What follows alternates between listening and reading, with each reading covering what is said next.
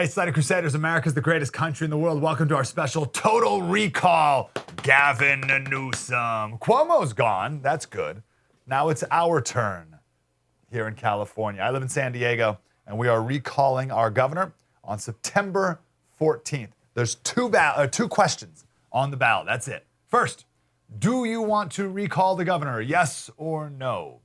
Then, the second question, it says, if 50% of people say yes, they do want to recall, who do you want to replace him?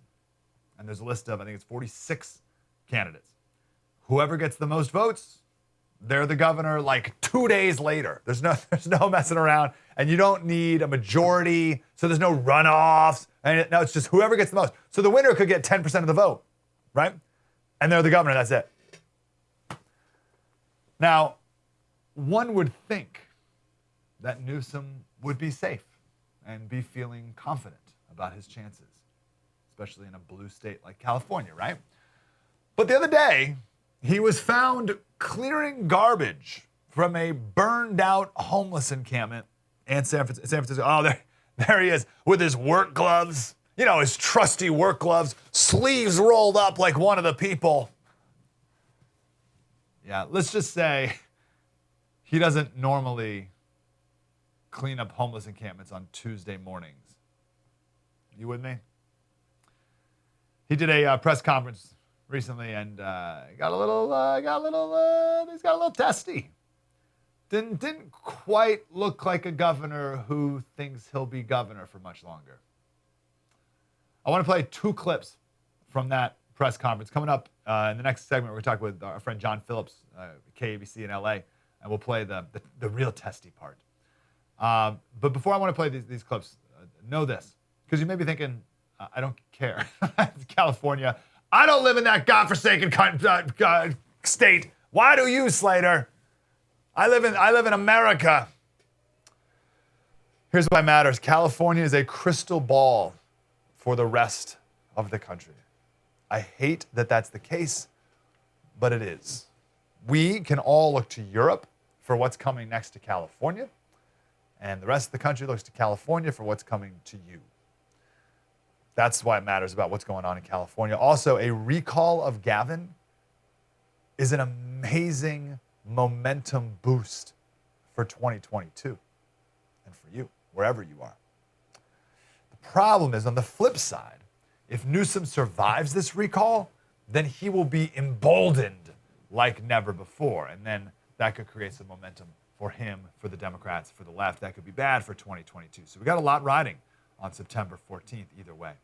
All right, two clips I want to play. And your governor may be playing the same trick with the numbers as Gavin Newsom did here. And guys, forgive me. I know I'm a little pointed today, but I've been taking a lot from a few folks for a lot of months. So it's nice to be able to express myself too. But I do it with deep pride in this state as a Californian, I'm a future ex-governor. It could happen in a few weeks, could happen in a few years. But I love this damn state. We're number one in job creation, 10th pole of the American economy, 559,000 jobs. Eat your heart out, Texas, Florida. He's such a slimy scoundrel. That's Gavin Newsom, who wants to be president, which is why we have to stop him. Okay, so the jobs. He talks about the jobs, right, that he created in 2021, right? 500,000 jobs in California created so far this year. We're still 1 million fewer people employed than before the pandemic, right? So we were here. We lost 1.5 million jobs. He created 500,000 more. We're still well below where we were before all of his lockdowns. Now, he knows this. It's not like Gavin Newsom's watching right now and he's like, oh, wow, Slater, really great point. Why didn't someone? He knows this. He's just saying it with a straight face because he's a slimy scoundrel. His actions, his policies, his lockdowns led to the destruction of 1.5 million jobs. He lets his boot off of our necks for a little, just a little less pressure. 500,000 jobs come back, and he wants to celebrate him as a champion job creator. And people fall for it. People fall for it. This is a classic government breaks your legs gives you crutches, and says, see, if it weren't for me, you wouldn't be able to walk. Get out of here, Gavin. Here's another clip. We're number one in the Bloomberg Index of innovation and entrepreneurialism. We dominated yet again in venture capital. And that's not just for fancy folks in Silicon Valley. That's pushing out the boundaries of discovery and opportunity, innovation that advantages each and every one of us. 53% the nation's venture capital. I love that line so much. That's so great. He's so out of touch. It's crazy. Let's go up to the Hispanic single mother who worked in the hotel tourism industry, whose child has been going to Zoom school for over a year and a half. Now, maybe might be able to go back to school and be taught, critical race theory and all the rest, but has to be wearing a mask everywhere he goes. Go ahead and tell that single Hispanic mother if she feels that her boundaries of discovery have been expanded. Like, what a ridiculous line. Boundaries of opportunity and discovery expanded more than ever before. Get out of here. Do you think anyone, what are you talking about? Boundaries of discovery. Give me a break. He goes on, he talks about IPOs in California. How many new companies are created in California. Man, that's just legacy. That's legacy. That's California resting on its laurels. Because it takes time to move headquarters to other states. The exodus is on. The exodus is happening. First time ever we lost population in California. First time ever. And we all know the problems with homelessness in California. And then our governor in California the other day says, we're going to have all these new homeless programs. And someone says, well, doesn't that mean aren't homeless people going to come in from other states? And he's like, oh, well, the California dream's for everyone. California. We're just pushing the boundaries of discovery and opportunity to homeless people across the country. He's got nothing. My favorite, this is my last bash on Newsom, and then we'll move forward here. My favorite California fact, just so you know how awful things are at the moment. 23 million claims were filed for unemployment during COVID. 23 million. That's 58% of the population. Okay? 58% of the population filed for unemployment. But the unemployment rate peaked at 16%, not 58%. Peaked at 16%. So something gives. If unemployment was really only 16%, then that means there were 19 million fraudulent unemployment claims. 19 million. Bank of America, who runs the unemployment process, their last report said there could be upwards of $2 billion in fraudulent unemployment claims paid to prisoners. That headline doesn't have the key word in it. $2 billion to prisoners. Okay, the fraud for everyone is even worse. Just to prisoners. Some prisoners, not even in California. Right, so even if some progressive wanted to draw some weird line of like, well, prisoners deserve unemployment money too or something like that. Does the prisoner in Florida who's in prison for murder, who got California unemployment benefits, does he deserve California unemployment benefits? Now, here's the problem with the recall. There's plenty of reasons why it's easy to be optimistic about him getting recalled. 54% of Hispanic voters in a poll in early August. 54% say they're going to vote to recall Gavin. He doesn't like that at all. Here's the problem. The election now, it's not about, and this is true in California, and it's going to be true in every other state soon. The election is not about which candidate gets the most votes. It's about which campaign can collect the most ballots. See the difference there? It's not about what candidate gets the most votes. It's about what campaign can collect the most ballots.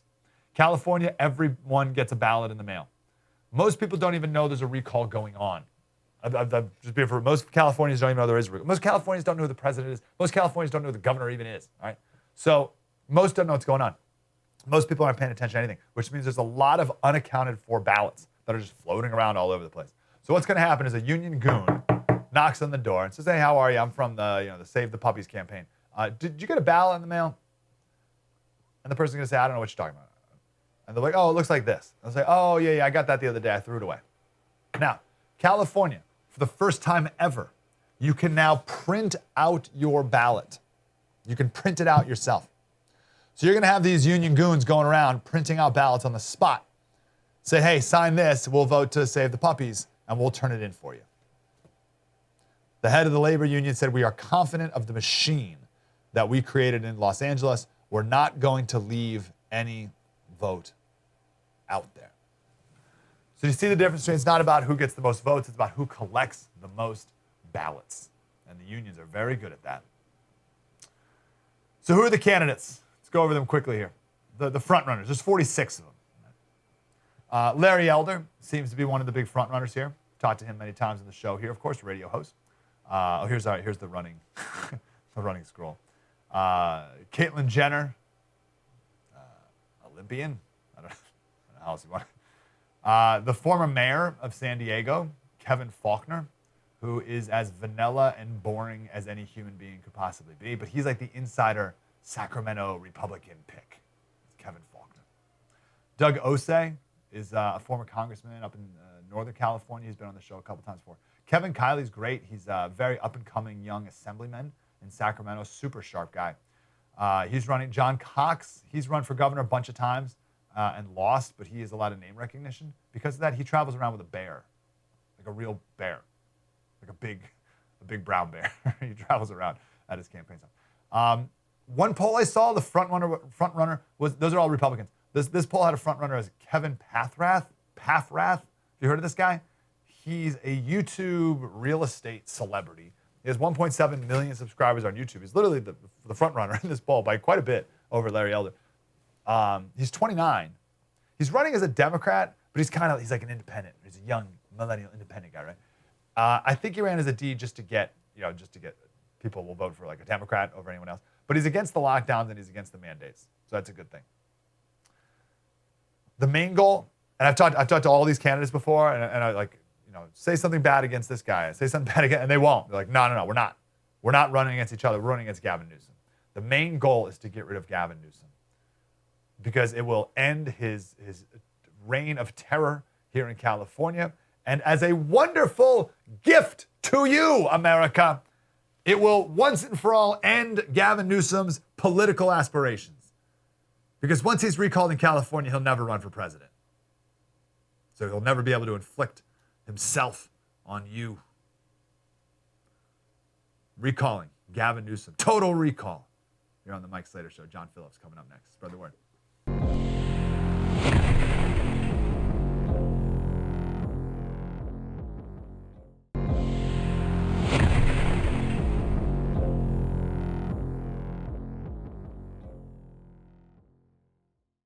Hey, Slater Crusaders, welcome back to our special Total Recall as we try to recall Gavin Newsom here in California. Some polling has started to come out that he's not super thrilled with, hence a reaction like this. This is not, we're number one in all those categories. It'd be damn nice if our homegrown teams start focusing on what's right.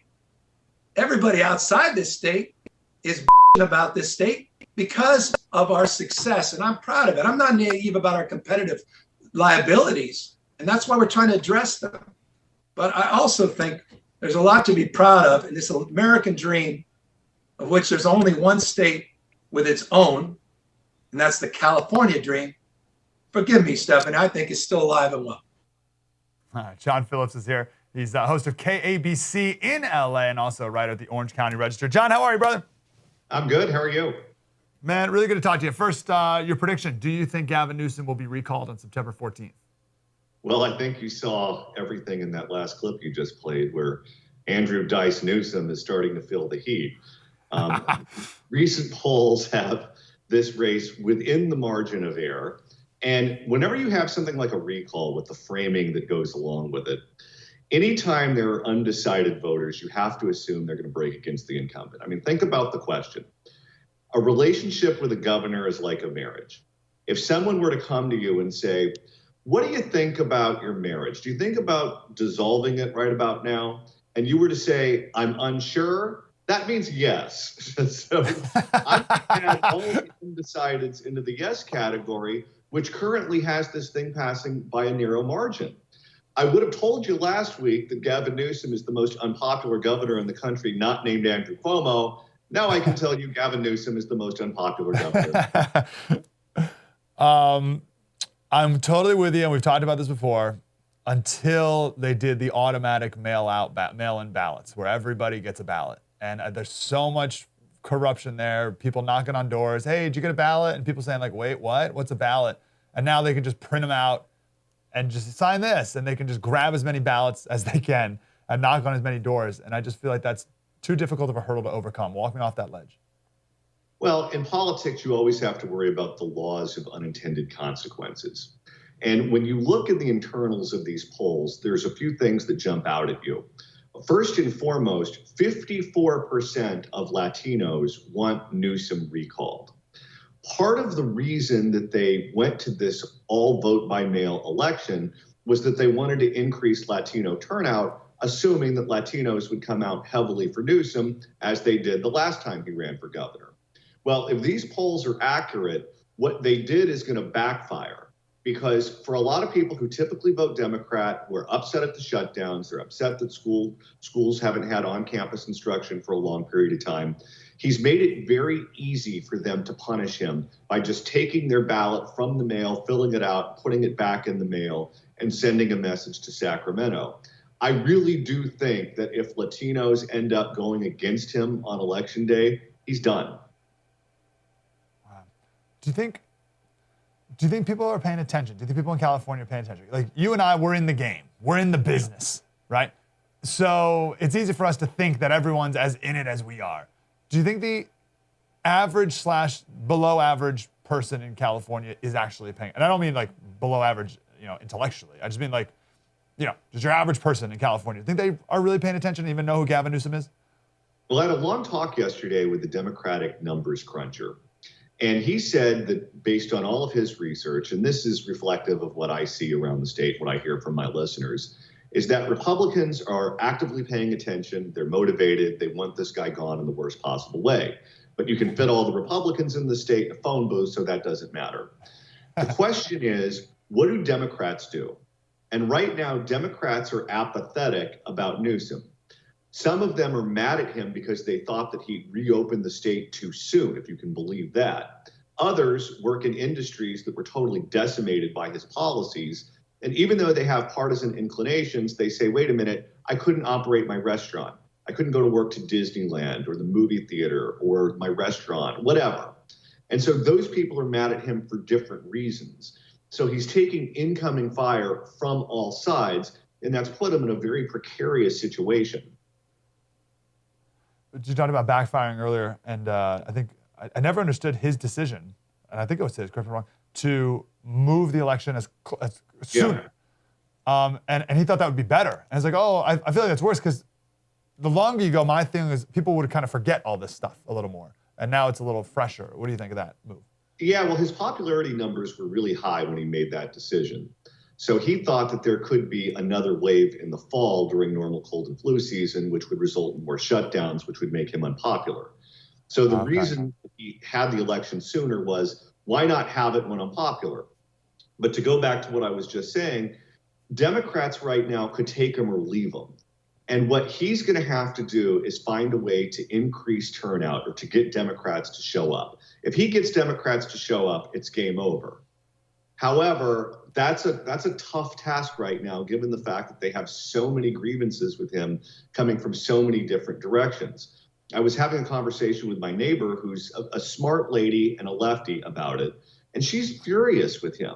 Now, she's not going to vote for Caitlyn Jenner. She's not going to vote for the guy with the bears. She's not going to vote for one of the porn stars.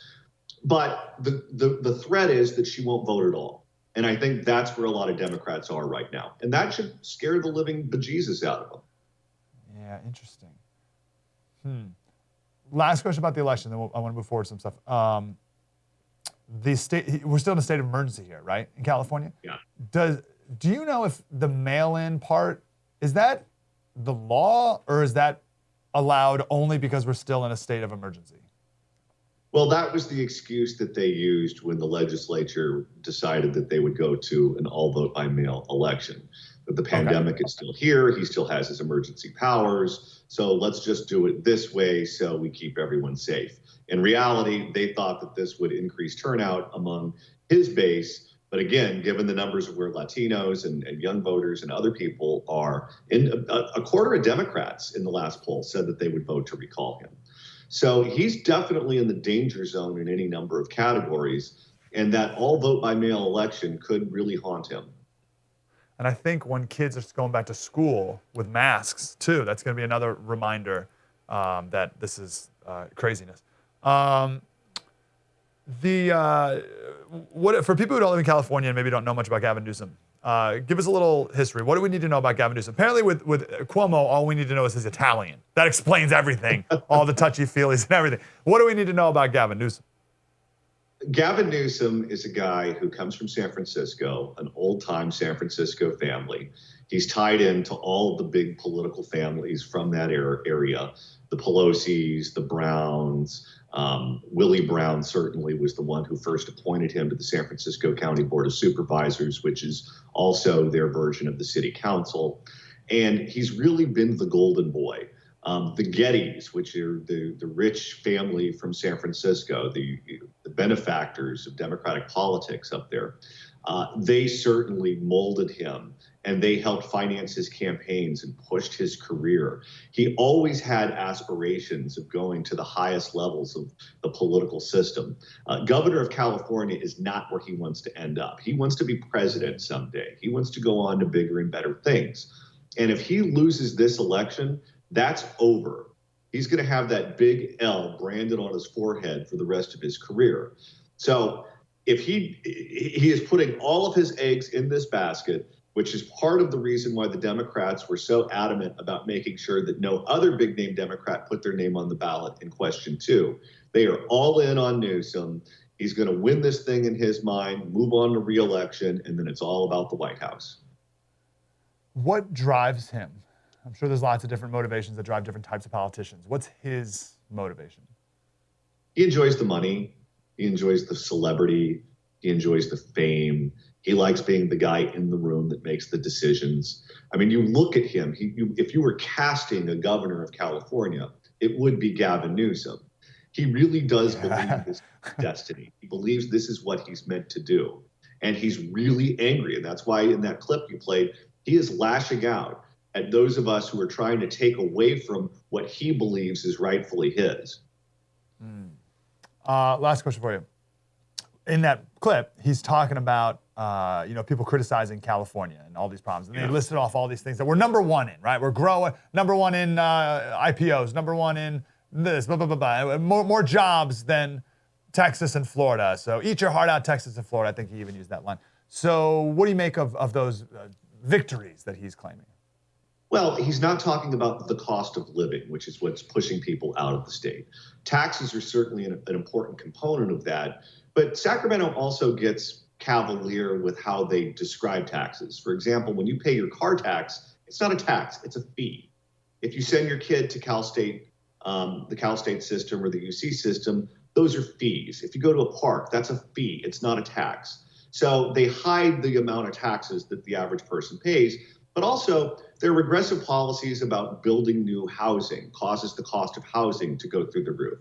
The fact that they don't maintain the roads and your car gets torn up and you have to pay extra money for tires and realignments and that sort of thing, that adds to the cost of living.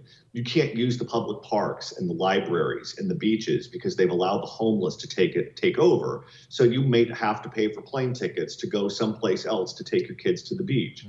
All of this adds up, and it leads to a state that is so expensive to live in that the state is great for people who are the super rich or people who are the super poor and they're living off of government handouts. But for everyone in the middle, it's just absolutely crushing, which is why they're all moving to Texas and Arizona and Florida and Nevada.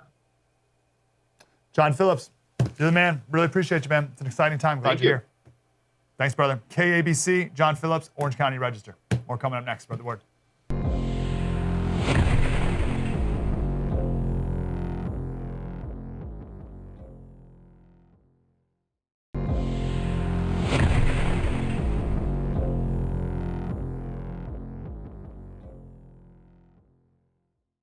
Hey, Slider Crusaders, welcome back to our special Total Recall, Gavin Newsom. So we just talked in the last segment about all the problems with Gavin Newsom and why he needs to go. And check out this poll here. We have, this is early August, a majority of Latinos even saying that Gavin Newsom needs to go. They're going to vote yes on the recall. So he's sweating things not looking good for Gavin. But it's not just him. He's not the only issue here. We got a lot of problems here in California that need to be addressed. And it's relevant for the whole country. When I used to live in Tennessee, we would always look at California as a crystal ball of what's to come. Where goes California, so goes the rest of the country. Joe Collins, Navy vet, running for Congress in Maxine Waters' district in LA.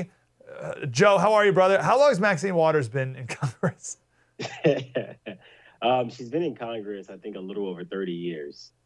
Unbelievable. That is so not how that's supposed to work at all. It's unreal. Hey, let's broaden it out. Let's talk about California. So I don't even know where to start, right? Let's start with crime. The people you're talking to in her district in particular, how bad have things gotten just these last few years? It's gotten extremely bad. It's progressively gotten worse. I like to use that word progressively when we talk about, certain issues. But, we see a surge in gun violence and domestic violence and suicides here in the 43rd district. And these are issues that are not being addressed. And I think, according to the CDC, the numbers from gun violence is about the same. The death rate is about the same for COVID-19. And it's a shame that they're not shutting our cities down due to gun violence to be able to solve that issue. But, we're ran by Democrats. So what can you say? What's the connection between that? Because it's a fact that all these cities and all the representations are run by Democrats. But what's the connection between run by Democrats and all these bad things that are going on in these districts? Well, I can't say that the majority of inner cities, the majority of the major cities across the United States are ran by Democrats. Some of the most poorly ran cities and states in the country. I mean, you could look at here in Los Angeles, we have, Democrats that are running the city, Democrats that are, local and federal that have been there for a very long time. California, Los Angeles itself been run by Democrats for the last 60 years. And then we can, switch over to the opposite coast. And you got New York City, which is ran by Cuomo, is doing a terrible job. And, these are things that are going on across the United States, Chicago, Lightfoot. And this is just a poor representation from our legislators to the people. But I think it's the comfortability of people with the Democrat Party in the inner cities. And I think that's something that we have to be able to switch. But we can only do that by engaging people in these cities in a manner that makes them feel comfortable with having conservative and Republicans inner cities talking to them. Yeah, talking about homelessness, totally out of control in California. And I saw Newsom the other day came out and said it's unacceptable for people to be sleeping in the streets. So you kidding me, Newsom? You kidding me? Based on what your leadership's been these last few years, what are you seeing? Well, I think it's a huge hypocrisy. Gavin Newsom has contributed to the rising cost of living, and now he's saying that it's illegal to be homeless. And so I think he's going to have to do a little give and take if you want to be a really good legislator, make it past his recall effort. I mean, if you're going to make it illegal to be homeless, then go ahead and lower the cost of living so people can be able to afford housing. I think, according to Cal Matters, on any given day, it's over 160,000 people that are sleeping on the streets, of which only about 23% have mental health issues. And so we have to focus on that. The upper, 70% of the people who can work maybe do have some type of income, but can't afford to live. Yeah, it's all hands on deck. There's lots of different things contributing to it. And I don't see anything out of the public sector working. We have a lot of programs here in San Diego and the private sector that don't take any government money that are doing incredible work and making a huge dent, but nothing. It's hard to overcome the government failures who are making things much, much worse and expensive. So in LA, there was a tent city. They turned these parking lots into little tent encampments. And it was like 20 grand per tent. Like, how could they be screwing this up so badly? Yeah, I have no idea. This is what happens when the Democrat Party run out of ideas, and they've been running out of ideas for a long time. It's like they try to put a Band-Aid over a blown off arm. It's not going to work. You have to do what it takes to be able to solve those issues, and that's lowering the cost of living, lowering the cost of development in California, actually getting some type of balance when it comes to the amount of Democrats, independents, and Republican legislators that we have, so we can have some people who are going to fight for common sense, and some people are going to fight against all the bills that are getting shoved down the throats of Californians. Fire, water, power. There's three things, well, four, I'd say police, which we just talked about, but three other things that the government is in charge of doing that everyone would agree on, no matter how libertarian perhaps you are, and that is provide electricity, provide fire protection, and provide water. And our government stinks at all three of those things, all four if you add the police. Explain to people how bad it is here on those last three and what we should do to fix them. Yeah, it's extremely bad right now. We got fires ravaging throughout California, and they're blaming climate change. And I blame, once again, poor legislation. I think the power companies has a big part to play in the amount of fires that we've been having in California. If you look along the power line, the brushes is not being cleaned away from the power lines, and these type of issues. It'll spark, actually, if it gets too hot, it'll spark near the power lines, and then it'll cause raging fires. When it comes to water, our farmers have not been getting the water that they need in order to continue agriculture. And, I heard recently that we haven't had any legislation being passed when it comes to infrastructure for water in the last 60 years. And I think that as time goes, so should our legislation. And this is something that hasn't been happening, in a very long time with our legislators. Last time there was a big drought in California, we passed Prop 1, which was the water bond, and everyone thought that it would increase our water storage. And in fact, it decreased our water storage as money that was used to remove dams to rewild the rivers. So we obviously are moving in the wrong direction. Joe, about this, about the recall itself, my take going into this special was that if it was an in-person election that Gavin Newsom would lose, because you'd have fired up people going to the polls to vote him out, and the people who don't really care, don't really know, they wouldn't really go to the polls and vote to keep him. But now that there's mail-in ballots and everyone gets one, my assessment has changed. What do you think about the automatic mail-in ballots for his recall, and then how that affects your race coming up in 2022? Well, I think the automatic ballots are illegal. I think people should have to be able to request a ballot, show proof, ID, this, that, and the third to be able to receive a ballot. I think the most important thing is actually applying to receive a ballot. That's where I draw the lines. When you have issues like automatic ballots being sent out, and then I think Shirley Weber, who's the Secretary of State, just passed a bill saying that you can actually print your ballot out at home if you choose to do so. These all cause election integrity issues. I mean, Los Angeles County itself, we already know they don't verify the signatures, they don't verify the voter registration status of the person who is voting, and I think these all cause huge issues which we saw in the 2020 election. Everybody had a lot of concerns with. I think 46% of the people who live in America did not trust our election process, and these processes are processes that need to change. I don't see why our election cannot be as secure as if you open up a bank account using an ID, social security number, some form to show that you are a living, breathing, eligible voter in America. Of course. Do you think Newsom's going to be recalled? I can only pray, but I never put it past legislators in California to do something with an election, assume that to help him win. Yep, that's where I'm at. Joe Collins, what's your website? People can support you to take out Maxine Waters. Yes, my website is joecollinsforcongress.com, and you can find me on all social media platforms at Joe E. Collins 3. Beautiful. Thanks, Joe. Appreciate you, man. All right, thank you. Appreciate your service too, Navy vet. Joe is. All right, true story. Mike Slater, Total Recall. More coming up. Spread the word.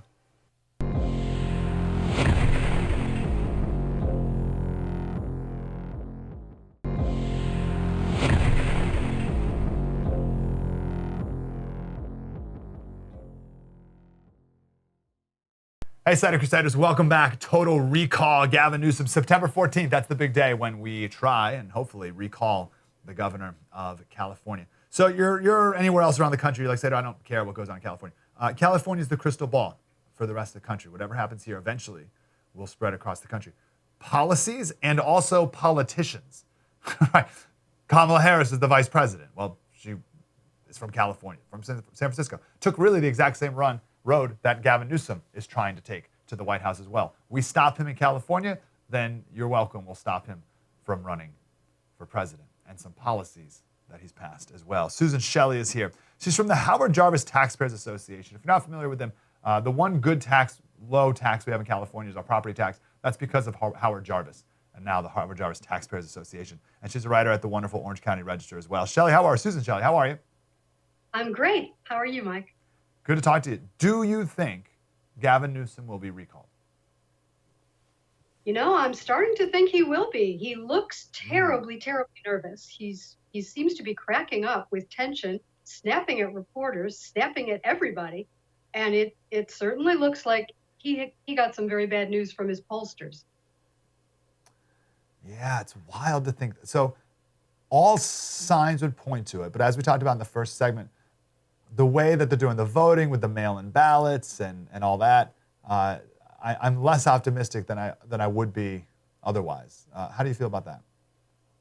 I'm not really sure about it. When you mail a ballot to an angry voter, someone who might not have known where to vote or might not have cared to fill out the form to get an absentee ballot, if you just deliver it to them and they're angry enough, they'll vote it, they'll sign it, they'll send it back. So in some ways, I think it might backfire on the Democrats who thought it would help them. It certainly didn't seem to help them in the congressional races in November.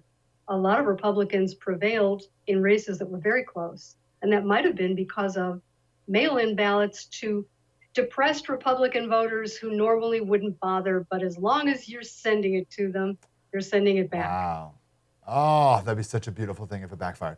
All right, let's talk about some policy that Gavin Newsom has passed here in California that would spread across the country, and hopefully we can alert people of it.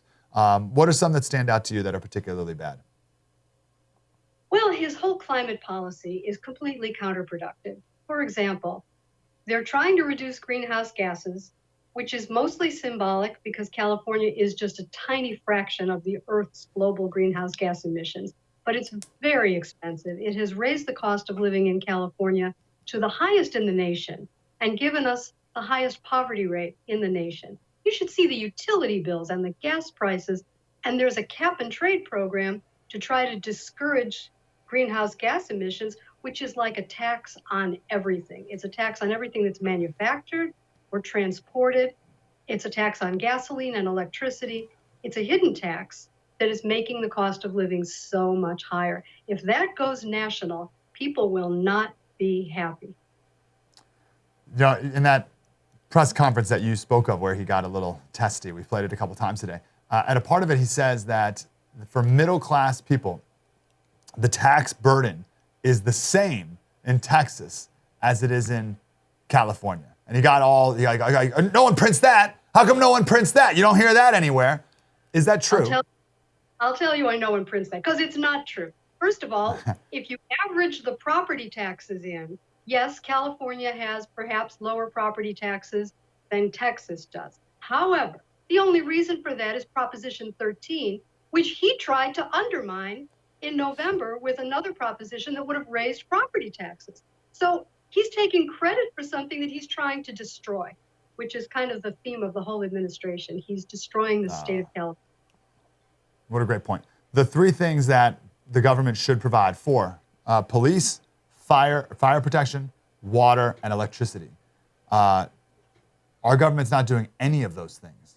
Take one of those for a run for us so people understand what a failure the state is. Well, one of the things that's failing is the water policy. We have magnificent water infrastructure, which dates back to the 1930s, and another system that dates to the 1960s, and they're turning it off. They're turning it off and sending the water out to the ocean. And why are they doing that instead of building reservoirs and storage, which, by the way, the voters have approved and paid for? We've authorized that money, but they won't build the storage because environmentalists don't want growth and population. They don't want farms.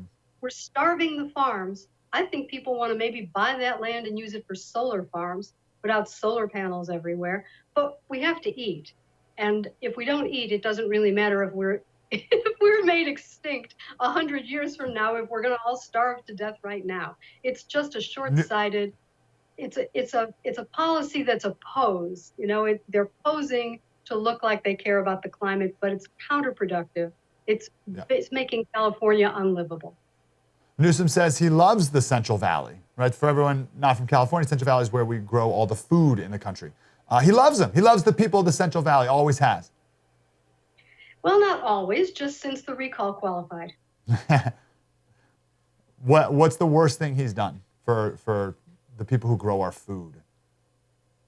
Well, he's cutting off the water, and we have this terrible situation with wildfires going on in Northern California. We have all of these policies that are making everything more expensive. He's harassing everyone in California, and it just has to stop. The entire policy of COVID pandemic restrictions has been like a pinball going back and forth with no warning, with no sense to it, with no consultation with the businesses that are affected by it and that effectively have to implement it on the ground. It's just been chaos in this state. And crime is out of control. Homelessness is out of control. It's all just, every policy that he's put his hands on has gotten worse. What's his appeal? How is he able to rise from San Francisco all the way up into the governorship? And he wants to be president, obviously, which we're trying to stop too. But what gives? Why? There's a machine, a political machine in San Francisco that spits out candidates. And candidates who are part of a political machine may think that they have tremendous talent, but it's a little bit like bowling. You know, if you're in a political machine, you're going to hit some pins. You're going to win some offices because the field is cleared for you. And that's how he rose. That's great. I like that. Susan Shelley, Howard Jarvis, Taxpayers Association, and the Orange County Register. Thanks, Susan. Thank you. Appreciate you. I don't know. I have no idea what's going to happen. There's way too many variables. Polls are all over the place. The mail-out ballots. How much power does the union have in collecting these ballots? There's way too many variables at play to make any sort of prediction. But I'll end with the reason why I ultimately decided to join on this recall effort of Gavin Newsom. Because I wouldn't join in on recall just because of even just the political differences that we've articulated on this show. To me, it was the arrogance of not telling the people of California the data that he used in order to justify shutting down the state the first time and then even ending the lockdowns later. And he said that he would not release this information after the whole time talking about being transparent, the most transparent ever. He said, we will not release this data because it could be confusing for people. That to me is a level of not just arrogance, but you cannot be a leader. You cannot be our governor anymore when you act like that and when you treat the people of California like that. And it will not end until we end it. Recall Gavin 2020 is the website if you want to help out any way you can. True story. Mike Slater. Spread the word.